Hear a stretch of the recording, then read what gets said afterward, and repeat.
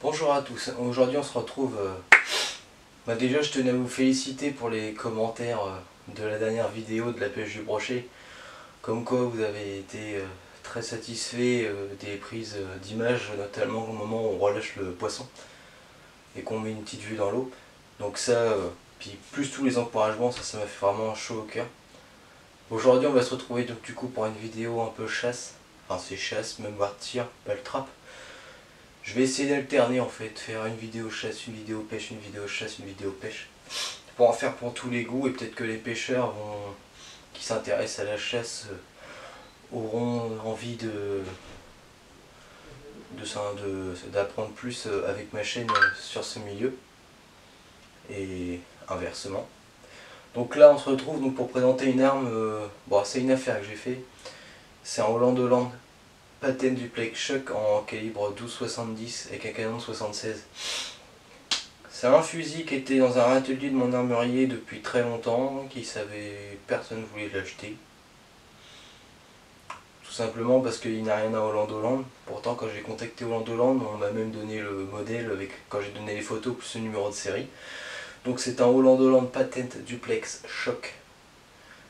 C'est le 17ème qui est sorti de sa série, en sachant qu'il est dans sa configuration. Dans la configuration qu'il est, il est vraiment unique. Il n'y en a pas deux des comme celui-là. Donc c'est un fusil qui a environ quasiment 100 ans, mais qui vaut, pour moi avec les coups de fusil que je fais, plus les groupements des cartouches, les fusils qu'on peut retrouver actuellement. Donc il est éjecteur, crosse anglaise, donc ça c'est pour ça aussi qu'il m'a tapé en l'œil, c'est le côté traditionnel, je voulais un fusil traditionnel juxtaposé, en plus en canon de 76. Donc pour le tir du haut vol, du migrateur comme la griffe ou le pigeon, c'est vraiment des fusils qui s'y prêtent bien. En plus il est choqué en full choc des deux côtés, même voir X-Full, on a regardé au pied à coulisses, on a vu que c'était un fusil qui serrait bien, en plus sur cible, moi j'ai fait un test rapidement, il groupe énormément. Donc c'est un fusil qui va être très bien pour tout ce qui est tir du migrateur terrestre, du corbeau. On peut aussi s'en servir, moi j'ai fait un lièvre d'ailleurs cette année avec, à une vingtaine, 25 mètres avec, bon ça tire proprement, il n'y a pas de souci là-dessus. Moi personnellement j'ai pas eu besoin de le mettre à ma couche étant donné que à l'époque les gens étaient plus petits. Et que comme c'est un fusil qui est quand même assez ancien, la personne qui devait le détenir avant moi, parce que c'était des fusils qui étaient vraiment faits sur mesure, il devait certainement avoir la même corpulence que moi. Donc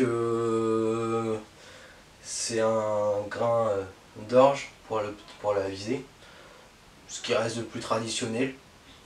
Ce que j'ai aimé aussi sur ce fusil là, c'est le jaspage sur la bascule. Alors c'est pas un contre-platine, certes, mais bon, moi je suis jeune chasseur, je voulais un fusil en canon de 76 qui groupait bien et qui portait. Là honnêtement j'ai un très bon fusil, joli pour moi. Le seul bémol, mais après c'est une habitude qu'on a très vite, c'est la sécurité automatique. Ce fusil là, quand on touche à la clé de la bascule, donc cette clé là, la sûreté se met automatiquement. Donc voilà, à la limite ce que j'ai le plus de mal à avoir c'est, là je sais pas si vous allez le voir avec, c'est que c'est un double détente. Alors quand on est habitué à un mono détente, moi sur mon premier fusil c'était un mono détente, et là pour le coup c'est un double détente et il faut avoir l'habitude. Alors je pense qu'il y a un petit équipement que je vais rajouter sur ce fusil là, c'est une petite protection en caoutchouc, parce que en fait on a souvent l'habitude avec ce genre de fusil de serrer un peu de trop des fois, ou pas assez, et de se taper la partie là du pontet, et quand on tire 100 cartouches à la journée sur de la grive ou du pigeon, à force on a un bleu pendant une semaine sur le majeur. Donc voilà, bascule acier, donc ça aussi c'est un plus qui m'a vraiment, que j'ai vraiment aimé sur ce fusil là. Alors bon, à l'époque on faisait pas de fusil en alliage, ou très peu, il y avait Vernet 40 quand on faisait un peu, ça commençait.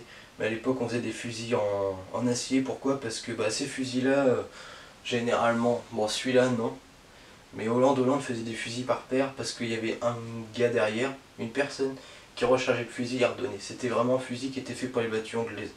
En sachant qu'à l'époque, on faisait pas la longueur des canons par rapport à l'utilisation, mais on faisait la longueur des canons par rapport à la précision de la personne. Si elle tirait bien au fusil, on y donnait un canon de 76 comme là.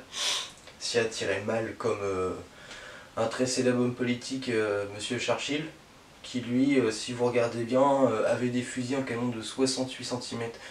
C'était un mauvais tireur, donc du coup on a raccourci le canon pour avoir une gerbe plus ouverte. Voilà. Donc, sur le terrain, c'est un fusil qui pèse quand même 3,4 kg. Après, moi je m'en sers quasiment la plupart du temps au poste, même si je fais de la bilbaude. Là, le coup, je suis allé faire de la grive. J'étais à la bilbaude, donc bon, faut le tenir. Après, moi je suis jeune, donc en soi, ça me pose pas de problème. Ce sera certainement ce fusil-là, je pense le garder et le transmettre à mes enfants plus tard, s'ils se mettent à la chasse, je l'espère. Que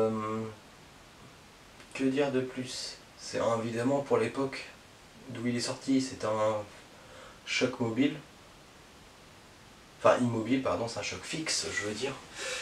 Parce que à l'époque on n'avait pas encore pensé à faire des chocs interchangeables, on n'avait pas forcément l'utilité. Et les gens quand ils avaient un fusil c'était dans cette configuration là, généralement c'était pour le petit gibier. À l'époque on chassait beaucoup de petits gibiers, très peu le grand. En sachant que ce fusil là il est de 1917-1918. Donc on n'avait pas l'explosion de grands gibiers qu'on avait maintenant. À savoir que, voilà, c'est pour ceux qui ne le savent pas, le grand gibier s'est mis à expanser après la Seconde Guerre mondiale et pendant, parce que la chasse était tout simplement interdite. Donc du coup on a eu des gros dégâts agricoles et c'est là qu'est apparu du coup les carabines, les armes rayées. Et on a commencé à travailler sur des balles.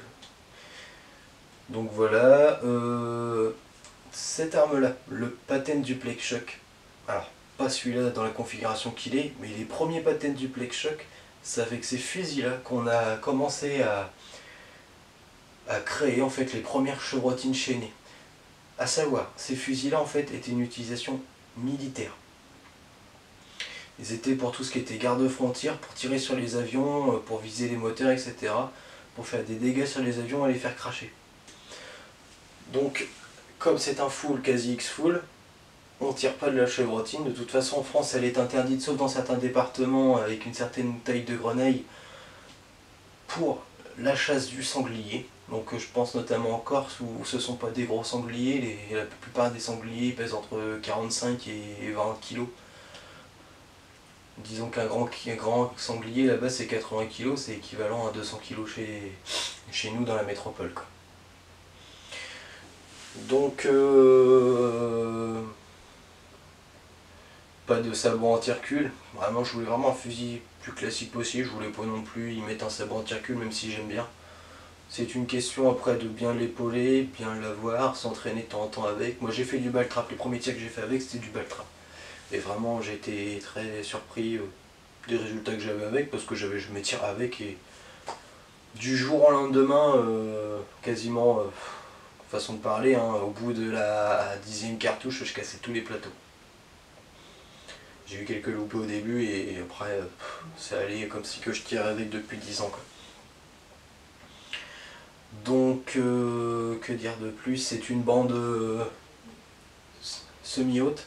Donc ça c'est pas mal quand on passe d'un superposé à un juxtaposé. Parce que le juxtaposé c'est évidemment pas la même visée. Vous avez les deux canons qui sont sur les côtés, un superposé, on va dire que les canons ne vous gênent pas pendant la visée. Donc là, pour faire la transition, c'était vraiment pas mal. C'est pour ça aussi que je m'y suis fait très rapidement. En plus du fusil qui m'allait bien, la visée me convenait parfaitement. Donc oui, il y a quelque chose quand même qui est assez atypique chez ce fusil là, c'est qu'avant au Land il faisait pas, la plupart des fusils étaient en contre-platine. À savoir que, étant donné l'époque, c'était pas une arme non plus où on faisait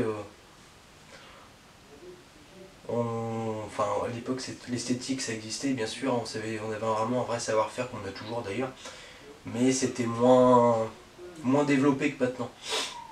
Et après ça dépendait aussi selon les moyens, à savoir que bon, Il y avait des gens qui avaient des sous, d'autres qui n'en avaient pas. Moi je suis tombé bien sur un post sur Facebook là, pour faire l'aparté rapidement que les anciens chassaient beaucoup avec la 12. Et ça j'ai été très étonné. La 12 mm. Parce que les cartouches de calibre 12, 16 et 20 c'était hors de prix pour l'époque. Donc bon là pour revenir vraiment sur le moment, on a un fusil simple qui est traditionnel, vraiment en crosse anglaise. Bon voilà, je vais pas revenir là-dessus. Joli avec son jaspage, moi le jaspage j'adore. Et puis éjecteur, donc quand on doit enchaîner les tirs, par exemple comme au corbeau, au pigeon, même à la bilbotte des fois, où on tire deux cartouches, il y a une griffe qui repart, on recharge rapidement, on retire, on peut ramasser ses douilles après de toute façon, et bah c'est pas mal. Après l'éjecteur c'est comme la double détente, c'est une question d'habitude à mettre les mains devant le canon. Ça c'est le problème que certaines personnes ont et du coup perdent les douilles malheureusement. Donc voilà, j'espère que la présentation de mon fusil vous aura plu et n'hésitez pas surtout à vous abonner, mettre un petit j'aime et puis appuyer sur la cloche pour une nouvelle vidéo. Merci.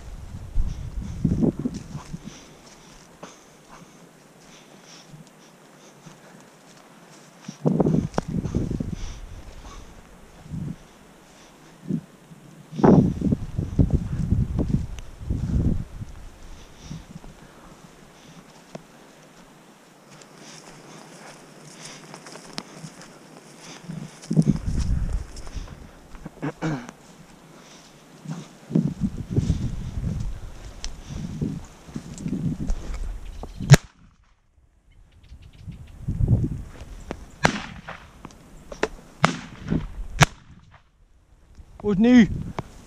Je l'ai eu. C'était chaud, mais je l'ai eu.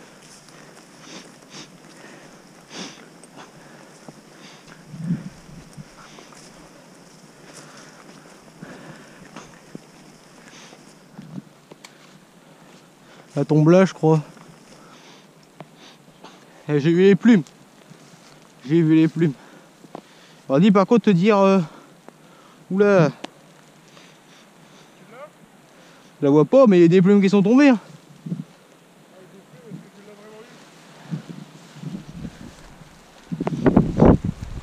Ah mais des plumes, est-ce qu'elle avait tombé?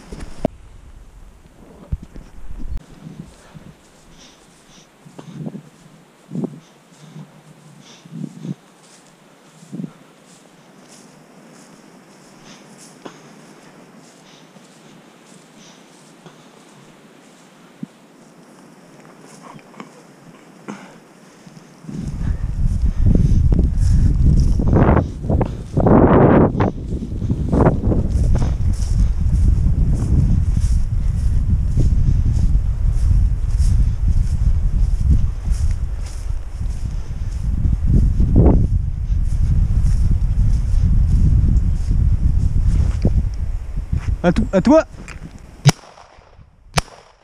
Oh putain, j'en ai fait une sans le vouloir.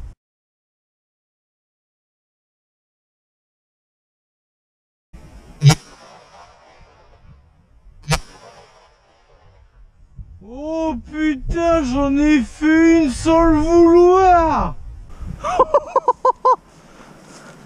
J'en prends une autre, il y en a une qui arrive derrière, boum.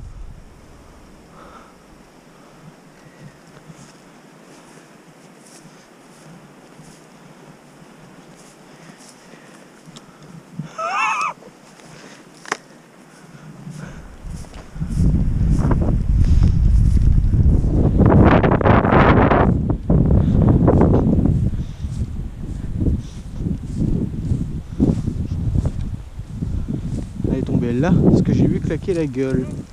Quoi? C'est bon, je l'ai retrouvée, attends. C'est une musicienne, ça, une movie. Non, non.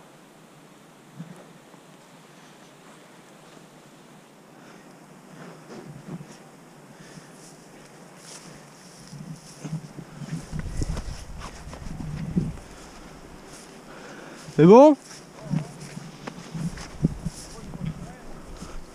Bah, on avait qui sont venus vers toi?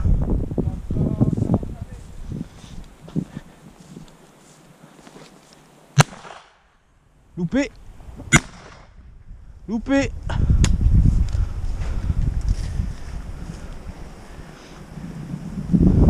Commencez à être à court là.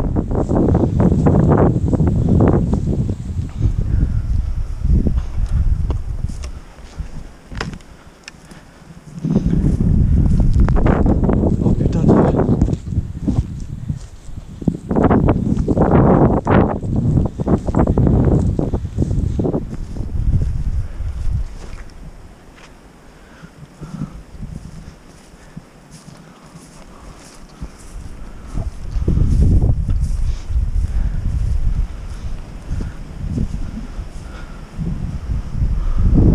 Je te jure, j'en prends une, il y en a une qui arrive juste derrière, je la vois des derniers moments, pam, je lâche, c'est l'autre qui la prend.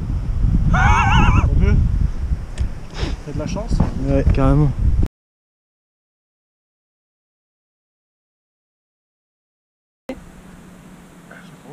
Oui. Oui. Bien pris là. Ouais, elle est belle. Donne ce qu'on fait un tour. Il bien lui. Quand tu veux. Poussière. Ouais, il faut pousser à fond.